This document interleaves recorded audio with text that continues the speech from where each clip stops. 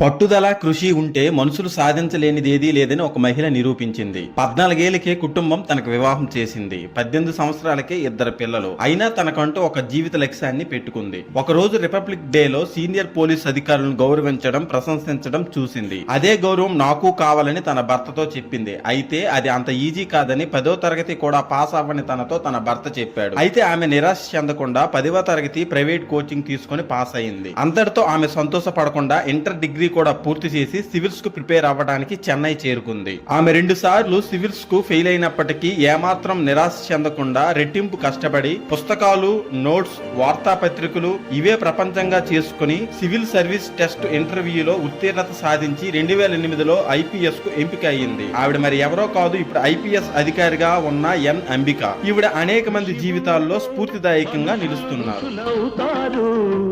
మహాపురుషులవుతారు.